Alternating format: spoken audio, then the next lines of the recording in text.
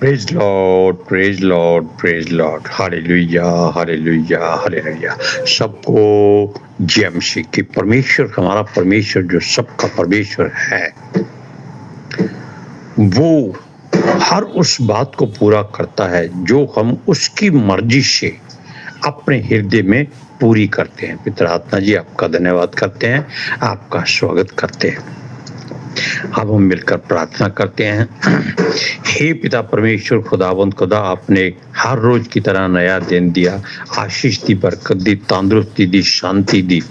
खुदावंद खुदा, हर रुकावट को दूर किया, हर बंधन को तोड़ दिया, हर जूफे को हमारे ऊपर उंडेल दिया, क्योंकि आपका पितर लहू का जूफा हमें शुद्ध और पाक और साफ करता है।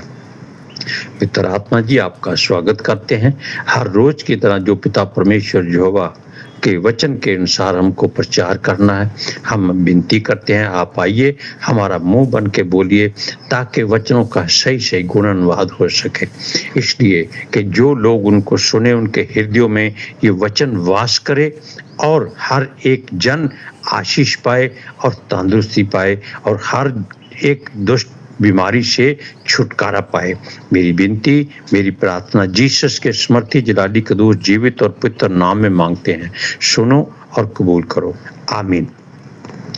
आइए सुनिए, आज हम आपको ये बताते हैं कि जो यीशु के पीछे चलता है उसको क्या करना चाहिए, उसके लिए क्या जरूरी है।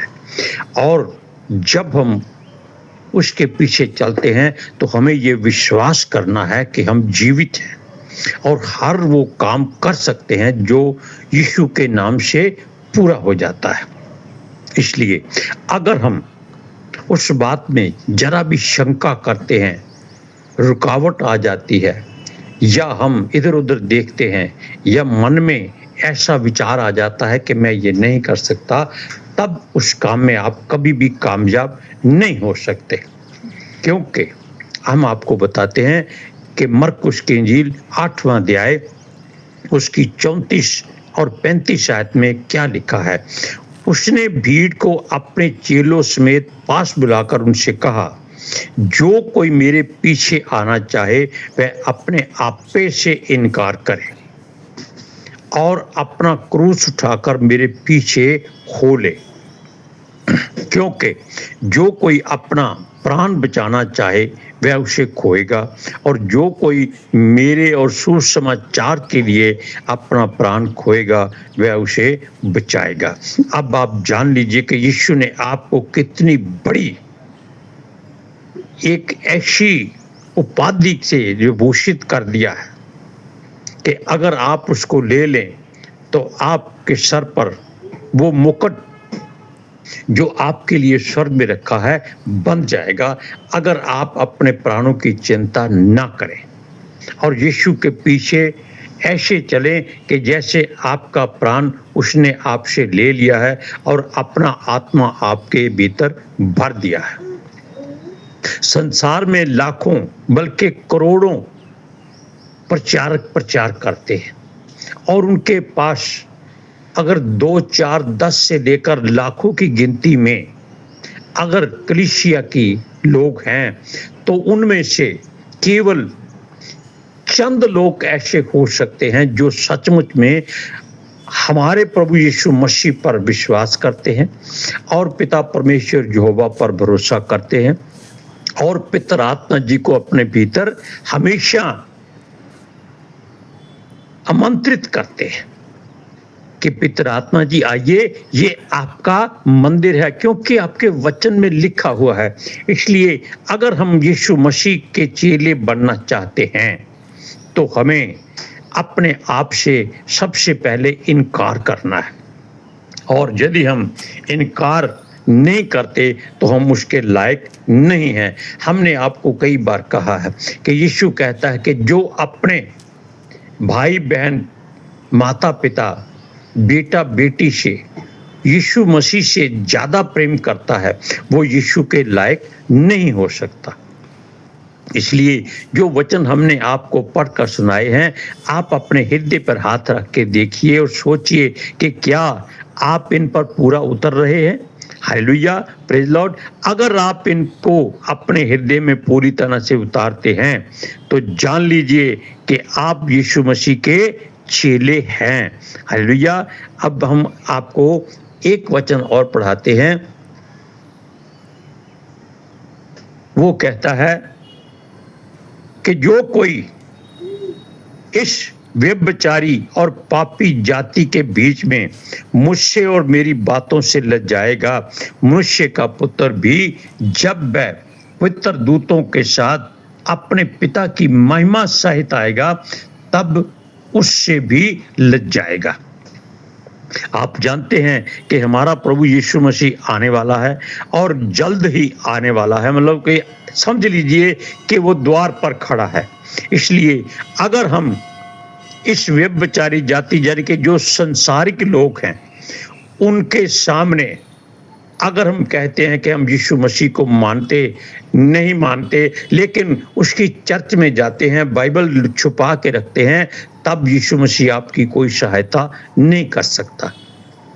Hallelujah, praise Lord. इसलिए हमें चाहिए कि हमें अपने प्राण की लालसा, लालच, चिंता बिल्कुल नहीं करनी। वो तो यहां तक कहता है कि तुम अपने खाने के लिए चिंता मत करो, पीने के लिए चिंता मत करो, वस्त्र के लिए चिंता मत करो, अपने काम काज के लिए भी चिंता मत करो, अपने घर के लिए भी चिंता ना करो, क्योंकि जो कुछ भी आप चाहते हैं लेकिन अपनी मर्जी से चाहते हैं वो आपको नहीं मिलेगा। जो आपको जरूरत है वो परमेश्वर आपको अपनी मर्जी से दे देगा और वो आपके लायक होगा और आपके लिए लाभदायक होगा।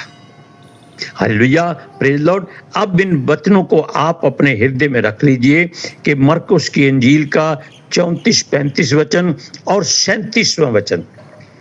हालेलुया। अब यीशु मसीह के चेलों की बात करते हैं कि उसके पास कितने चेले थे? 12 के 12 यीशु के पीछे हमेशा रहते थे, ताकि जो यीशु आश्चर्य कर्म करता है लोग उनको देखते हैं, वाह वाह करते हैं।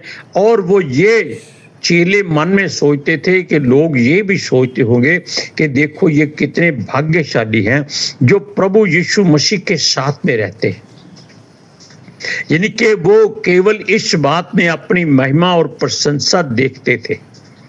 असल में उनमें भी विश्वास की घटी और कमी बहुत आ जाती थी। इसके आप कई तरह के जिक्र देख सकते हैं। जब वो हजारों की भीड़ को भूखा देखता है तो वो कहता है कि भाई इनके लिए भोजन का इंतजाम करो। चेले कहते हैं प्रभु इनके लिए कितने पैसे लगेंगे, इतनी रोटी कहाँ से लाएंगे। वो भूल जाते हैं कि वो परमेश्वर का पुत्र उनके साथ है। जब वो किश्ती में बैठे तब यीशु ने उनसे कहा कि फरीसियों के खमीर से सावधान रहना। फरीसियों का खमीर का मतलब है कि उनकी शिक्षा और बुराई से सावधान रहना। लेकिन ये लोग सोच रहे थे हमारे पास तो रोटी नहीं है, हम खमीर का क्या करेंगे।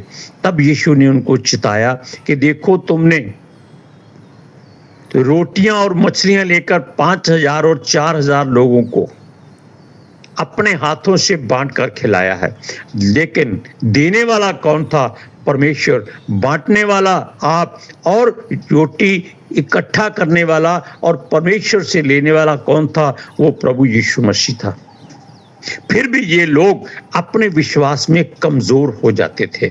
अब देखिए एक बात हम आपको और बनाते हैं कि एक बार कोई मनुष्य जिसका बेटा ऐसी एक दुष्ट आत्मा से ग्रसित था जो गूंगी भी थी और बहरी भी थी, यानी कि वो दिखाई उसको सब कुछ देता था लेकिन उसको सुनाई कुछ नहीं देता था, वो बोल कुछ नहीं सकती थी। इसलिए वह उस मनुष्य के बेटे को ऐसे दौड़ाया फिरता थी कि वो कहीं भी जाता था उसको गिरा देती थी, कभी आग में, कभी पानी में, कभी किसी तरह से, कभी किसी तरह से। और वो समझते थे कि उसके बेटे को मिर्गी की बीमारी है।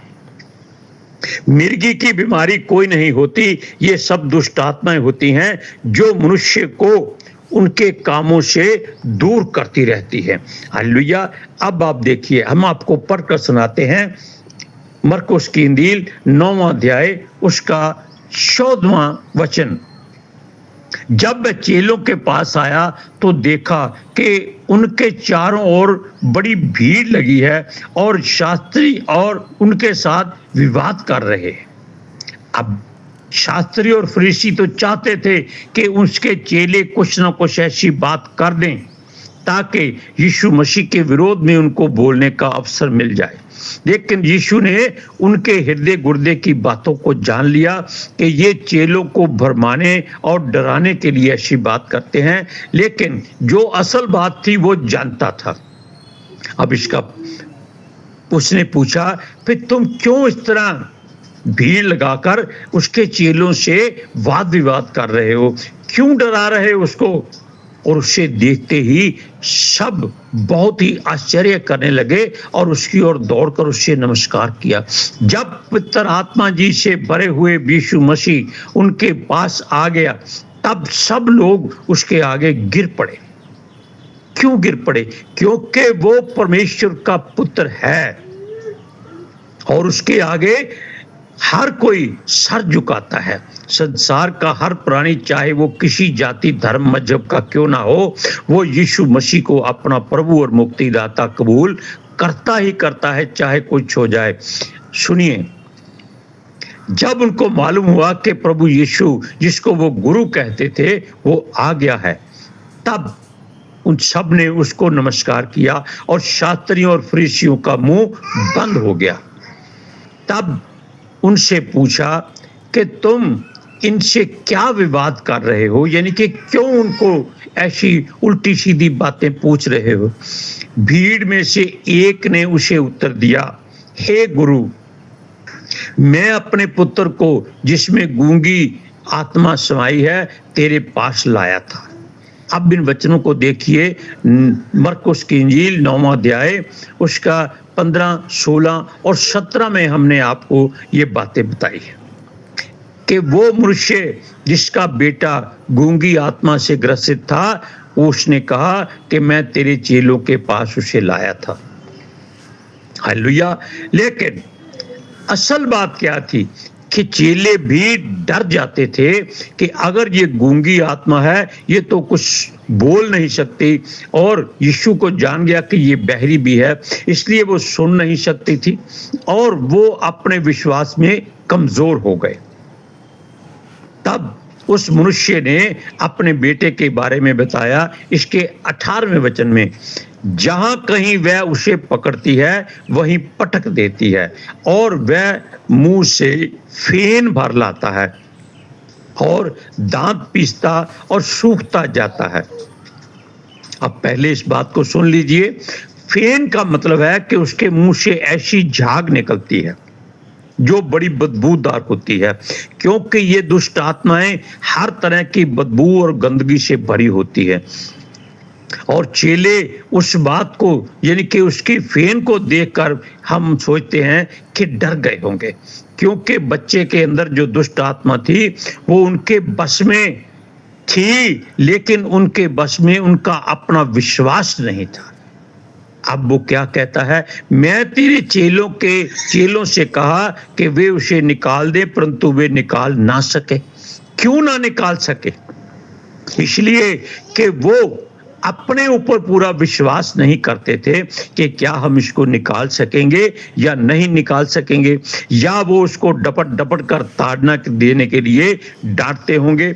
जबकि प्रभु यीशु का वचन कहता है कि एक बार तुम दुष्ट आत्मा को डांटकर चुप हो जाओ, ताकि आपके मुख से निकला वचन जो परमेश्वर के हजूर में पहुंच चुका है, तब परमेश्वर खुद उस बात को पूरा करता है। इसलिए उस पर भरोसा करो, उसके वचन पर विश्वास करो, ताकि जो कुछ आपने अपने मुख से कहा है वो परमेश्वर उसको सुनकर पूरा करे। हालेलुया। तब अब उसका 19वां वचन क्या कहता है, यह सुनकर उसने उनसे उत्तर दे के कहा, अब यीशु मसीह उनको डांटता है, क्या कहता है, हे अविश्वासी लोगों, मैं कब तक तुम्हारे साथ रहूंगा और कब तक तुम्हारी सहूंगा। अब आप जान गए कि यीशु मसीह भी कई बार इनको डांटता था कि उसके विश्वास में मजबूत हो जाओ, उसके भरोसे में और दृढ़ हो जाओ, ताकि जो तुम अपने मुख से बोलोगे वो पूरा हो सकता है अगर तुम विश्वास में मजबूत हो। क्यों वो कहता है, मैं कब तक तुम्हारे साथ रहूंगा और कब तक तुम्हारी सहूंगा, क्योंकि यीशु को मालूम था कि थोड़े समय के बाद वो सलीब पर चढ़ाया जाएगा, मारा जाएगा, गाड़ा जाएगा और फिर वो तीसरे दिन उठेगा। तब तक ये चेले डर जाएंगे, भय खाएंगे, छुप जाएंगे या अपने घरों में वापस चले जाएंगे। हालेलुया। और ये बात हुई भी थी जब उन्होंने देखा कि यीशु मसीह की कब्र में से यीशु को किसी ने निकाल लिया है, तब यूहन्ना और पतरस दोनों अपने घर को चले गए थे। ये वचन में लिखा हुआ है, लेकिन हम यहाँ पे आपको बताते हैं, वो कहता है कब तक तुम्हारी सहूंगा, यानी कि ये जो लोग तुम्हारी बातें करते हैं, तुमको उल्टी सीधी बातें के सवाल पूछते हैं, ये उसके लिए बेइज्जती का कारण है।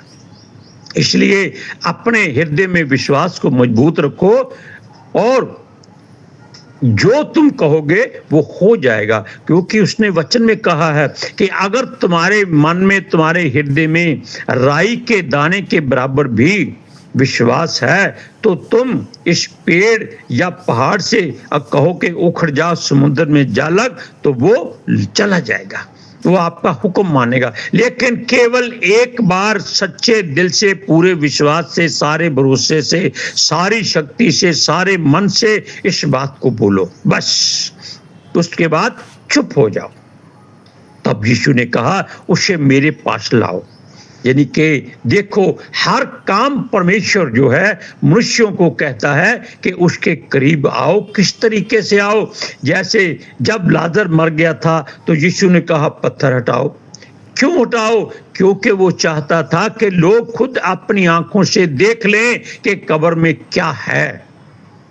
उसने कहा कि उसको मेरे पास लाओ ताकि वो जान जाए कि जो उसमें दुष्ट आत्मा है वो उसे कब छोड़ेगी या कैसे छोड़ेगी।